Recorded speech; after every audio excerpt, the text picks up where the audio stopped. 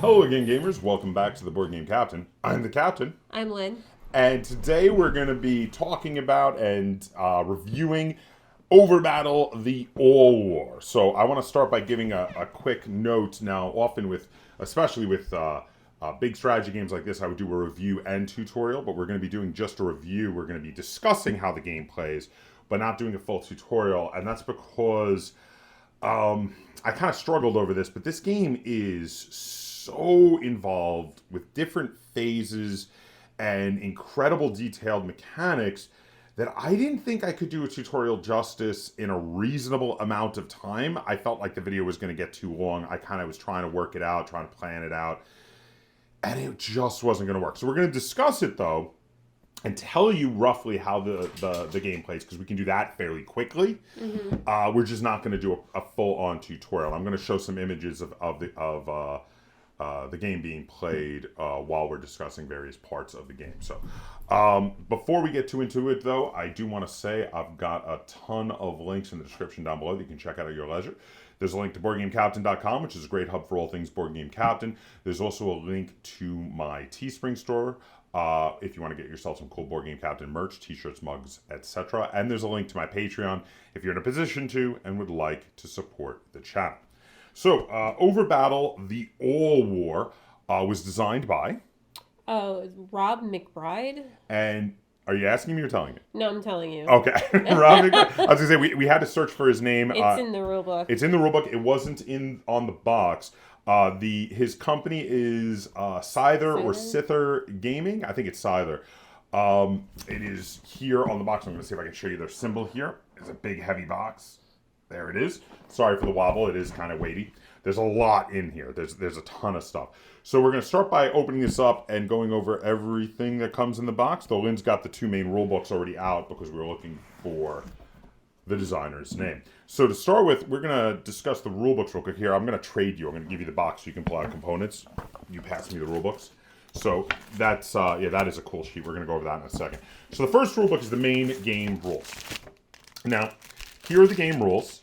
There is also a reference in the start of here where you can go get updated rules. They keep doing new versions for clarification's sake and errata and such, and they have it available for free for you to go check out and keep up to date with the latest version of the rules, which is really good. I like that they do that, but they also do have a full-bound, rather thick rule book here in this game. This is actually probably the thickest rule book I have ever seen for a board game. Like, this verges on the kind of thickness you would see for some tabletop miniature games and even some lighter role-playing games in regard to size. The main rule book is a total of 78 pages. Now, of course, that includes artwork and diagrams and things like that. Also, the text is fairly big in it. Just to give some examples of some of the pages here, you can see the text is fairly large, and there's these big diagrams over here. But it's a lot. There is a lot in here, and it does take you a while to read. I would thoroughly recommend for this rule book, if you're going to play this game, you want to have a number of hours set aside on the day before you're going to play this the first time to read it. It's not that hard to teach other people. A lot of it's very intuitive. It just sort of makes sense, but it takes a while to get through the rules. And if it's 78 pages, you're going to want to have some time set aside. I did that, and that helped. But even then, it's still not all the rules. There's another book in here called the Unit Guide, which goes over the specific rules for each of the particular units, which I really like this because this is great when people are asking questions about units. You just pass this book around. But this is still another 31 pages of more rules. So there's a lot here. This is definitely, so be aware, this is a fairly heavy game. I say fairly. This is a definitely heavy game. Would you agree with that? This Yes. is solidly a heavyweight game. Possibly up there as one of the more heavyweight games I've ever reviewed on the channel. I would say, weight-wise, it's similar in weight to something like Twilight Imperium, but not in the same way. Mm-hmm. We're gonna discuss that a bit. Any thoughts you have on the weight and play style of this game while we're looking at the rules here? I mean, it plays like an area control plus game, but not a 4X game. I didn't really say that. Yeah. I was just realizing that we didn't go over the age and players and everything. Oh, let's do that right now then. That is good. Go ahead, honey. Okay, so 14 plus. Yeah, I agree with that. Yes. There's a lot going on. There's a lot. You know, I would almost go higher. I might say 16 plus. I don't know. There's so much. I think a really nerdy 14-year-old would be fine. And by the way, when we use the word nerdy, it's a compliment, not a negative. But okay, so we're in the same general area, but I would even go higher just because I feel like it's this is a very advanced game. Okay, go on. And then 2 to 4 players, which yes. Yes, and I'm gonna say yes and no. Because you can't. But with 2-player, you can't play Sin. Yeah. So there's 2 modes of playing this. We're going to discuss this in a little bit while we're going over how this game plays. But the thing is, one of the elements of this game that makes it most unique and therefore most interesting to me is there is one asymmetrical faction called the Sin, and you can't use them in a 2-player game. You can only use them in a 3 or 4-player game. So while yes, you can play the alternate version of the game that does not have the Sin player as a 2-player game, at that point, I feel like you're missing the main point, in my opinion, to playing this game. Would you agree with that statement, though? Yeah. Okay, so you do agree with me that it takes something significant away. Yeah, then it's just a basic, eradicate each other game. Yeah. In 2 to 4 hours. It feels like an underestimate to me, especially if you're playing in the full game with the Sin and 2 to 4 players. This is more like probably a 4 to 6 hour game, depending. Yeah, especially if it's your first time. Oh, if it's your first time, forget it. It's definitely 4+ hours. This is a big game. Now, you might be able to get it down to 2 to 4 if you're playing 2 players. Yeah. And there's no betrayal because there's no Sin player, which we're going to get into the whole betrayal thing in a little bit. Maybe if you're playing 2 players, 2 to 4 hours. But I think 3 to 4 players with the Sin betrayal, you're going to need more time, I would say. Yeah. Okay. Anything else we wanted to say about that before we move on? All right, so let's keep going over the components. This is one of my favorite components. I only wish there was more of them. Because this has these wheels for different parts of the game that help you to checklist your way through and make sure you're not missing anything. It has it for the setup, which is great.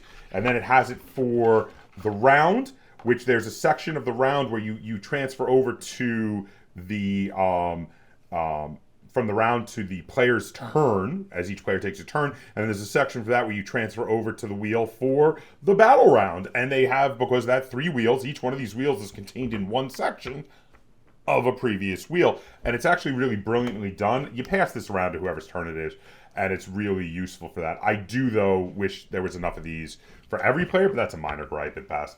This is a fantastic component. I think this is really good. What do we have next? We have these little neoprene planets and stuff. Planets, moons, and asteroids. Yes. So let's show some of these because these are gorgeous. These are big, chunky neoprene. What do you got there? I got some asteroids. Get them closer to the camera there. Look at those asteroids. Have you ever seen a more awesome asteroid? I love these neoprene bits. There's 2 different kinds of planets. These are ones that can be the home system. They're the standard planets. We'll be talking about that in a little bit. And then there's large planets that have even more territories. But as you can see, the planets and the moons, Lynn's showing some moons there. They all look different. There's like a wormhole. Oh, there's an advanced rule thing where if you have multiple sets of this, you can set up on multiple tables and have wormholes that connect the different games. And actually, that becomes totally crazy. That's an optional rule, the wormhole. But it's a fun thing that people apparently have done organized events of. The designer was telling me all about it when I met him at a convention.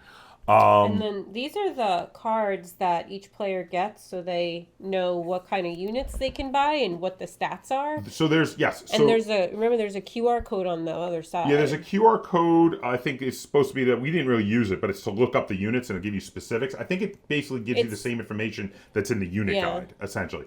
You also have these bid cards because for the first few turns you can use them to bid on turn order, which is really cool. That's an optional rule, but I personally feel like you should play with it because it's fun. It's a fun little extra because otherwise you're just rolling random turn order, and bidding makes you feel like you have more control over it, right? Well, I didn't bid. So. Yeah, you didn't bid because you played the Sin. So okay, but then there's also, like Lynn said, there's cards for the specific abilities for the units, though you will still need full explanations of how some of the things work in the unit guide, because some of these things are fairly complicated. Like you have the scouts, and there's the whole thing where the scouts can cloak, but then if your opponent has a destroyer, destroyers can use their sonar to see through the cloak. But if you have 3 scouts, they make a hunting pack, which allows their cloaking to be like super powerful, and then destroyers can't see through it. So there's a lot of very specific rules that are not going to fit on these cards that are in the unit guide, especially for also for how like jump ships work for opening wormholes and moving people around the galaxy, how commanders work, things like that. But yeah, these cards are very nice. The unit artwork is really cool. There's some great basic stats for quick reference if you're already generally familiar with how the game works. These are absolutely fantastic. I really like the cards. They also feel fairly thick and substantial, and they're that kind of smooth, shiny finish that you usually like, the gloss finish, yeah? What do we have next? There's this little... Well, this is... So the reason you have this like a screen is because at the beginning when you're buying units, you keep them hidden and then everybody reveals them at the same time. But also, and this is what's really cool about the screen, it has a cheat sheet on the back for the cost of a lot of the units, for starting units, for the different factions. This one is the screen for the Gleesians, and it tells you what extra units you start with. Yeah, so this is actually a really cool little cheat sheet slash screen. Yeah. Is that the word? Screen? Yeah. And then we have a bunch of dice and little crystals. So the crystals are used to show what territories you control, and the dice are for so the dice don't get mixed up while you're rolling, and also because sometimes you have to mark units, especially if they've been damaged. There are larger units that can get damaged, and you actually roll to see how bad the damage is before transporting that unit back to a shipyard or a space station to repair it.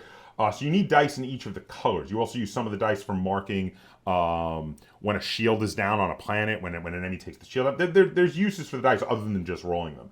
So you have them in all 4 of the player colors, so that if you're even playing up to a full 4-player game, you have gems and dice for every player, which is really great. Go ahead.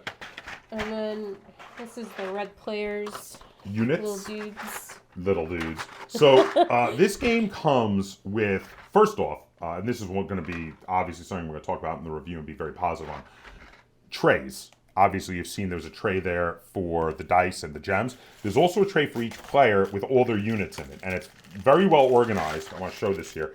You can just pull it out, put it in front of that player. It makes setup much quicker than it would be otherwise, which is great. And then in addition, I also want to talk about the fact that these units are really nice little minis, and there's a ludicrous, and I do mean ludicrous, number of miniatures in this game. This game has miniatures for everything. So here, let me show you a space station. Here's a space station. Let me show you, I want to go over some of my favorites. So here is a shuttle to carry your troops down to the surface. Here is a really cool battleship. These things are huge and have like 3 different weapon systems on them. They can do a lot of damage. They also have shields and they can take damage. Those things are awesome. Here's a armor, which is basically like a hover tank. Tons of minis, 4 different sets of these, so that everybody has all the units that they need, which is really cool. You have these. Yeah, these are discs. The blue ones are used for shields on things with shield generators. The white ones are used for multiples of certain units, because you can make more of the units than you even have miniatures for, and there's a ton of miniatures. You just can't have them in more territories than the number of units you have, but you can put discs under them to be like, well, I have 4 carriers here, and I have 20 bombers, or whatever it is. Yeah, so that's really useful. The discs are useful for a lot of things, actually, in general. That's for making the 3-dimensional board. I'm going to show a picture of it. We're not going to just slap it together right now, but you have 3 levels, and they put together, I'm going to show a picture up on the screen, to make the combat board. This is also one of the most interesting parts of the game, is your strategic and tactical influence over battle. It easily puts together and easily goes away. I'm just not going to put it together right this second. And then we have the board, which is a cloth. It's basically a tablecloth. Would you agree with that? Yeah. So we can show some of it here. It's huge, because playing at 4 players has you use it all, and there's a ton here. And as you as you can see, looking at some of this board, I'm going to show some pictures up on the screen. The tablecloth has a ton of area on it to use, and it has these areas that specifically are set up to be the sizes of the planets and such as you put them out on the board, which is really cool and very useful. It also has a smaller version of the battle tracker on one end, non-three-dimensional, obviously. Though I prefer the three-dimensional one, I do like that that's included. This is definitely has to have been as a cost-saving measure rather than having the board be a giant cardboard board, because it would have been enormous. Also, if you find that you're invited to a last-minute Greek-themed party, you just drape this around yourself. As a toga? Yeah. Okay, then. No, but I think the board is pretty cool. I think that's it. There is the thumb drive that has the rules on it. Yeah, it has a digital version of the rules. But like I said, they also have a website. Yeah. A website that you can go to listed in the rule book for the continually updated versions of the rules. Pretty sure that's it. Yeah, I think that's everything comes up. But it is a lot. Yeah. There's a lot in this box. All right, so let's go over the game. So the first thing we want to talk about is that there are two versions of the game here. So there is a version of the game that you can play at 2 to 3 players, where when you're playing it, you just pick some of the basic factions, which are the Galicians, the Tributaries, and the Materians.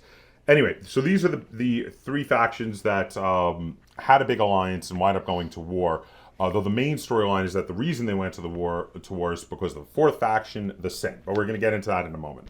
So with this basic version of the game that can only be played at 2 to 3 players, you just play these totally symmetrical factions. They all have the same units. They all have the same abilities. They have some asymmetrical starting units, but that's the only asymmetry with them. This is my less liked version of the game, because this is just an area control plus game in this version. But if you want a totally symmetrical play, the option is in there for you. In my opinion, the far more interesting version of the game is the version that can only be played at 3 to 4 players, because you need at least 3 players to bring the Sin faction in. And the Sin are essentially a traitor faction. Yes. So the Sin faction work very differently from the normal other factions. Normal other factions work like a area control kind of factions. Like I said, they're essentially the same, with the only exception being starting units. The Sin are totally different. They're the one totally asymmetrical faction. And the thing about the Sin is they start off with this whole ruse going on where they're pretending to be friends with everybody, and they're actually orchestrating the beginning of the All War. They're orchestrating everyone to wipe each other out. So when you're doing the setup, everybody gets to set up a planet and a moon to be their home worlds, as well as another planet and a moon out there in the galaxy. But the Sin just get a rogue moon to start with. And that's not where the differences end. There's a lot more going on here. So also, the Sin are allowed to cohabitate in the same areas with other factions, and not have that be a conflict.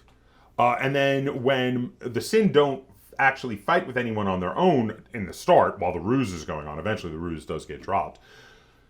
But instead, what happens is, if you're moving through or start from a Sin territory when you're moving in to fight someone else, you can basically conscript them and bring them along with you. And they will fight with you to give you an edge in that combat, but they cannot be taken as casualties. So in that way, the Sin get to play both sides, because they can literally be part of the defense and part of the attack in the same battle, and they'll just stay with whoever the victor was. Now, as a disadvantage, there is this thing where the Sin can't get resources from territories unless they've been in it sometime this round, so they have to keep moving around into all the territories they're in to control it. Also, if a Sin share a territory with one of the basic factions, they only get half resources from that area.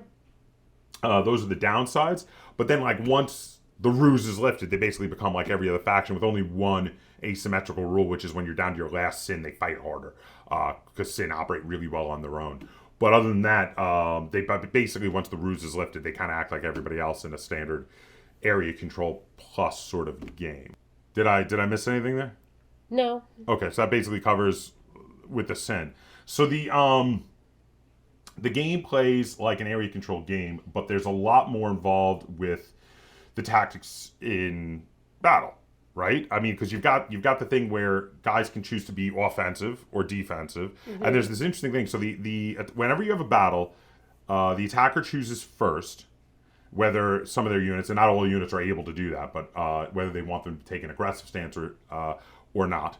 But if the attacker puts all their guys on an aggressive stance and the defender is able to dig in and do a defensive stance, they actually cause it, because people on the aggressive stance can't hit units on the defensive stance. So they actually make it so that a round of battle literally just doesn't happen. Which is interesting. So there's some very interesting things there. But if you take an aggressive or a defensive stance, it gives you stat bonuses for the fight. Also, another thing we didn't talk about yet was the fact that there's that initial fight. Oh, after setup? Yeah, right after setup. So what you haven't been talking much. Why don't you throw in on that? Okay, so after setup, the players are possibly in each other's territories. Almost guaranteed. And then they have an initial battle that doesn't include the Sin, because at the beginning they are neutral, or they have the ruse. Yeah, the ruse is still up. They're pretending they're friends with everybody. So, during that initial battle, everybody counts as an attacker for because a lot of the units have different stats, whether the attacker or defender in a fight. Everyone counts as an attacker for that. You can retreat without penalty from that fight because there's a lot of confusion in the initial battle when war is declared. But yeah, basically that's how it goes, and then battles are done pretty normally throughout the game. And then also there's a point at which So the Sin have this ruse going on where they're basically helping the other factions kill each other. What are the ways that Sin drop the ruse? After 3 turns, they roll. Yes. And then they roll, and it gets more likely twice, and then it's guaranteed the third time that they would roll that they just drop it. But also there's the thing of if someone looks like they're going to win. Okay. Yeah. So the other way that Sin drop the ruse is so the way you win the game is if you control all territories in your home system, which means your home planet and its moon, and you control a territory in an enemy's planet. Now you have to do this for a complete round. So at the end of a round, you show that you do that, and then if through the entire next round to the end of the round, you still are the only person with the win condition, you win the game. But the first time it happens, and it looks like you're going to possibly win, the Sin are like, screw this, and they declare war on everybody and drop the ruse. So basically... Yeah. Now, it's just more likely that the other way. Well, because, 3 turns is really quick to control a whole other person's homeworld. Especially since to get out there... so there are ways to teleport guys around, but you already have to control the territory. So to get out there, unless your players place their starting systems fairly close to each other, to get out there, you have to build transports and fleets and travel across the galaxy, or get a jump ship and bring them across the galaxy. But it still takes time. You have to build these things up. Nobody starts with jump ships, so you'd have to build one. And if you don't build a jump ship, it takes a long time usually to traverse the amount of space that's out there, because most ships only move 3 spaces, and as you saw, the board can be huge. Do we miss anything, or is that basically most of the game? I think that's most of it. Other than the fact that each unit has their own individual rules, and there's a whole book for that, and lots of really interesting options for how these units work alone or with other units. That's basically how the game plays, and that's a much better way to kind of explain it with this game, just because there's so much going on. You have all of the complexities of the fighting. You also have the fact that you can do tons of underhanded deals and back alley deals with other players. Negotiation is completely a big part of this game. And also you have the constant worry about when are the Sin gonna, when's the other shoe gonna drop? When are the Sin gonna reveal that they're really everybody's enemy and not everybody's friend and just attack everybody? All right. Is there anything else we should discuss, or is that basically cover it? That's it. Okay. All right, so let's start with some downsides. We'll start with some negatives for OverBattle the All War, so we can end on some positives here with this game. Lynn, what is your first negative for OverBattle the All War? My first negative is the sheet board. I feel like if you're it's big and you use the entire thing. You do. And if you lean over it, it crumples up and then things move. And sure, that could happen with a cardboard board too, but with a cardboard board, you would maybe like move the pieces. You wouldn't like crumple the entire board. Okay, so it's just the nature of the cloth Yeah. basically is your first negative. All right, my first negative is how dense the rules are. Now, if you're still watching this video, you're on board with a super advanced area control game with lots of depth to the rules. But be aware, this is not going to be the sort of thing you're going to be like on a whim. Oh, let's read the rules tonight and start playing this game. It's like, no, you need to read the rules like a day or two before and have them all down, and then have a day when people come over to play this game and set aside like half the day to play the game, because it's going to take you like 4 hours. This is roughly a 4-hour game. I think that's a good average, is about 4 hours.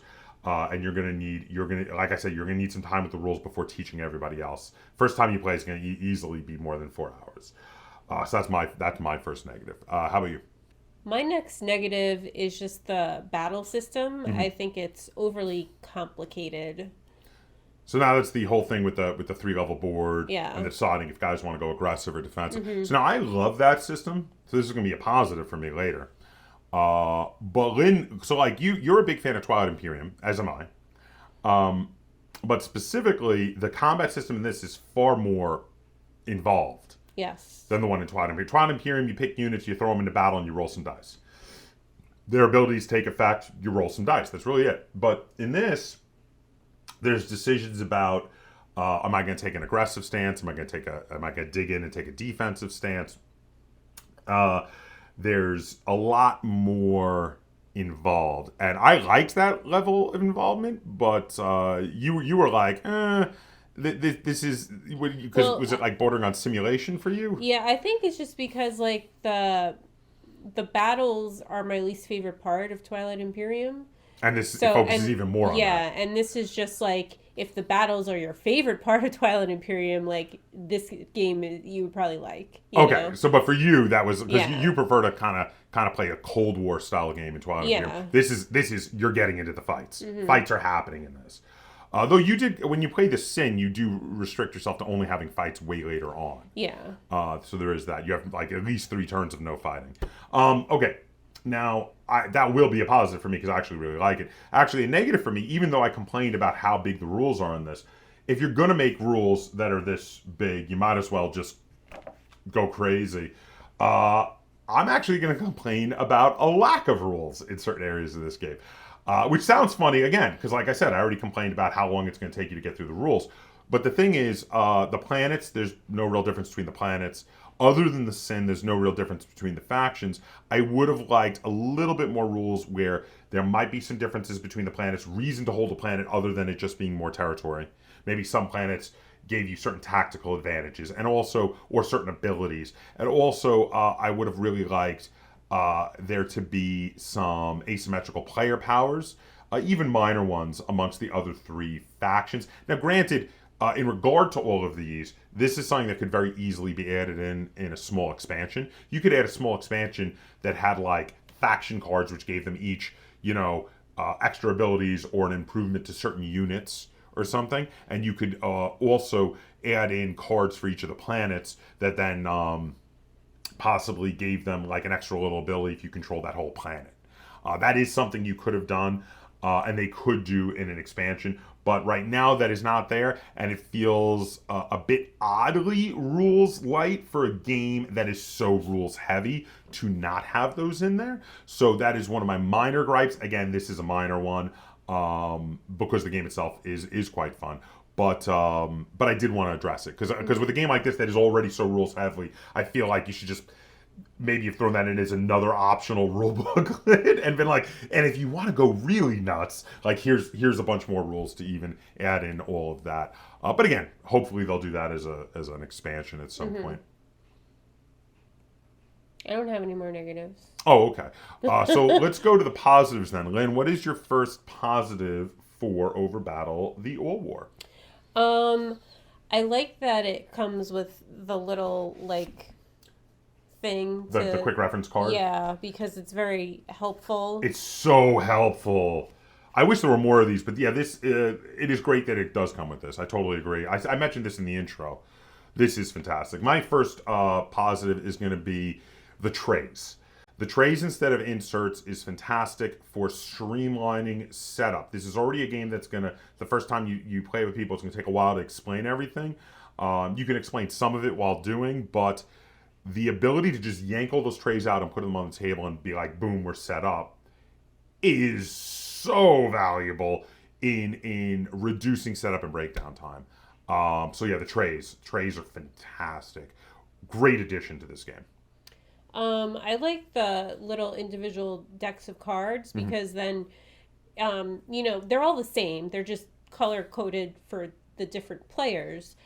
But, it tells you all the units and what they do and what they cost. And you don't need to, pass around the rule book like, oh, what does this unit do again? I don't remember. Pass me the rule book. You just look it up. Just have the cards in front of you. And that is really good. Having a deck of quick reference cards for everybody is really good. My next big plus is going to be the general production, all the miniatures, the gems. One thing I do feel, I forgot to mention, the downside that is missing, because you are allowed to hold on to money between rounds, but there's no component for coins. So that is a minor gripe I have. You literally would have to jot it down on a piece of paper if you wanted to hold on to money. The holding on to money is rare, because usually if you have money, you buy ships. You're like, I'm going to buy troops. I'm going to buy ships. I'm going to buy tanks. I'm going to buy mechs. That said, the mechs, the ships, the troops, these are all awesome little minis. They look fantastic. And there's a ludicrous number of minis in this box. Huge thumbs up on the production for me. I like the concept of one of the factions being like a traitor faction and playing both sides. The Sin. Yes. They were the most interesting, because the other factions are all basically the same. The Sin is the thing that really sets this game apart from other heavy area control games, other than just how in depth the combat system is in this, which I'm going to talk about in a moment. But the Sin are very unique and interesting. They play very differently from the other factions.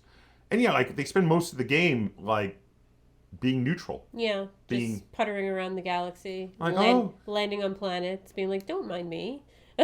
Right? Which is hilarious. And then out of nowhere, they're just like, okay, we declare war on all of you.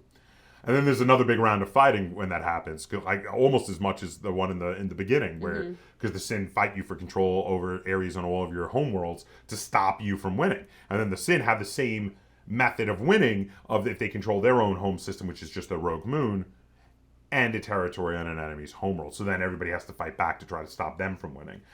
They are really interesting, and and transitioning now into my positive.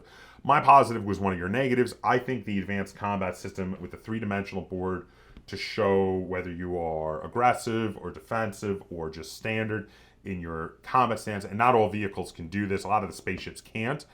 But the way the battle works, especially in the ground fighting, is really interesting. So, like, usually fighters and bombers are able to take aggressive stances when attacking, whereas things like infantry can dig into foxholes and take defensive stances. But because the attacker has to declare it first, if the attacker comes in with nothing but air superiority and has like no mechs, no tanks, no troops, and they put everybody up on an aggressive stance and the defender has like just ground troops, they could be like, all right, well, we're just going to dig in, and you can't get them when they're dug in if you're taking a high altitude aggressive stance. So there's this give and take where taking an aggressive stance makes your die rolls more likely to hit. But if you leave your opponent the possibility of just, avoiding you completely by digging in, you might shoot yourself in the foot by doing that. So there, you do want to have some guys actually on the ground, so your opponent feels like they need to have some guys on the ground too, etc. I think the combat system is really brilliant and is also, in addition to the Sin, the other of the two things that thoroughly sets this game apart for me from other area control games. Mm-hmm. Anything else you wanted to mention for positives? No, I don't think so. Okay, so here's the thing. Basically, what this feels like to me is, so area control games, area control games go all the way back to things like Risk. And Risk is a very basic area control game. Everybody rolls the same dice. All the units are basically the same units. Bigger units are really just multiples of smaller units. That's all it is when you're playing Risk. And as time has gone on, there have been more and more advanced versions of these area control games.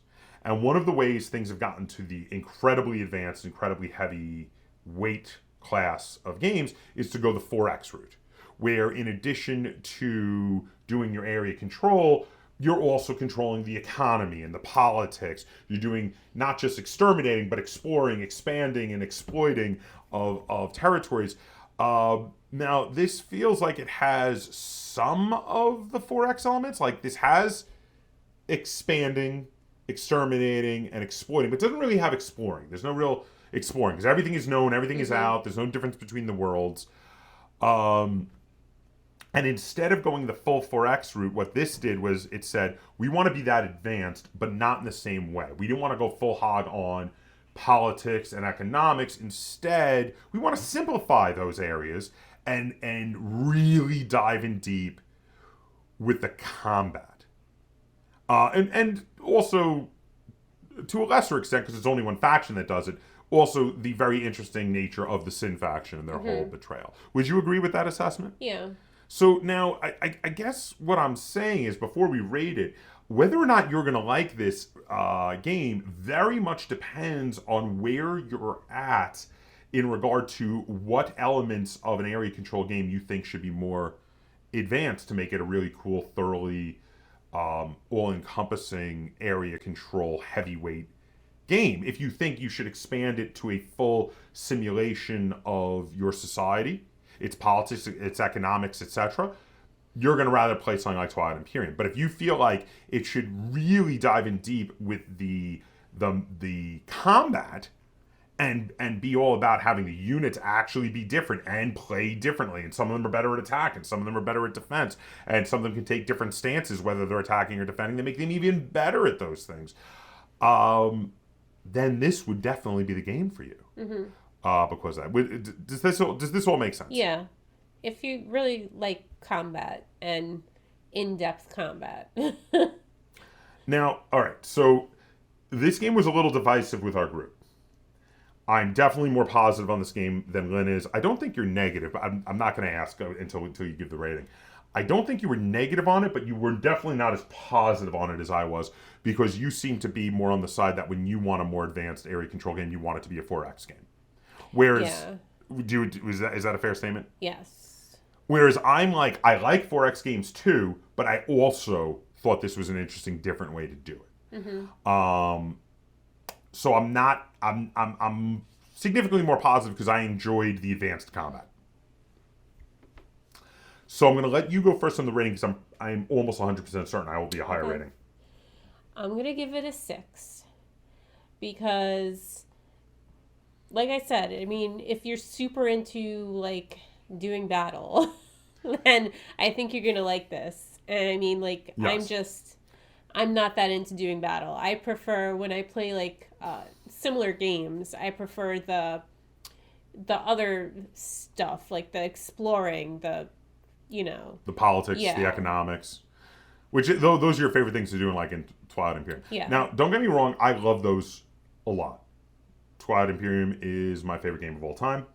I do not want to detract from that at all, but I thoroughly enjoyed the advanced combat in this. I thoroughly enjoyed the betrayal of the Sin in this, which is very unique and very interesting.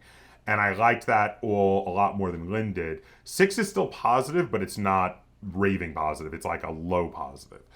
I'm going to go significantly higher. I'm going to give OverBattle the All War 8 out of 10 stars, because I really enjoyed what they were going for here. I really enjoyed the advanced combat, the advanced tactics and strategy. But I think it's important to discuss how far apart we are. We are 2 whole numbers away from each other. This is not close.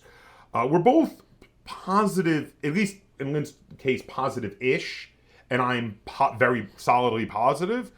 But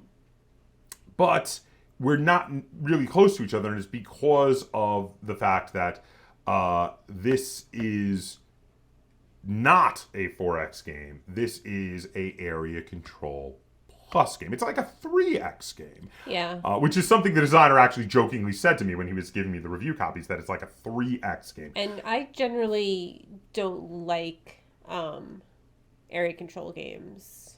I will more often than not be like indifferent to dislike them. You prefer to just play the 4X games, go on full 4X like Twilight Imperium. All right, so that's important to note. This is going to be the big dividing line for you. So if you were the kind of person who played Risk and said, "Boy, I wish there were different kinds of units that worked totally differently, and I wish there was a much more advanced combat system," this game is for you. If you're the kind of person who played Risk and were like, "Combat's fine. It doesn't need to be really be any more advanced. All we need is like we need to start to be able to do some proper like economics and politics and maybe do some exploration and discover new lands," then you need to play Twilight Imperium. Does that? Yeah. That basically covers it, right? Mm-hmm. There you have it. Let us know what you guys think. Let us know if you've tried OverBattle, the All War, and if you more agree with myself or if you more agree with Lynn. That said, this is still like one thumb way up and one thumb half up. Do your half up thumb. You learned to do that recently. The half up. I got my thumb is way up at an 8, and Lynn has got a half up thumb on a 6. So it can be a bit divisive. You got to make sure that what you want is what this game is offering, basically, if that makes sense. But if you're into what this game is offering, I think this game does it incredibly well. So there you have it. Let us know what you thought of this review and tutorial. Let us know if you have played OverBattle the All War and what you thought of it. If you enjoyed this video and you'd like to see us do more reviews like it, be sure to give it a like, share it on all forms of social media, and if you haven't already, please subscribe to the Board Game Captain. That's Captain spelled with a K on YouTube. And until next time, Game on.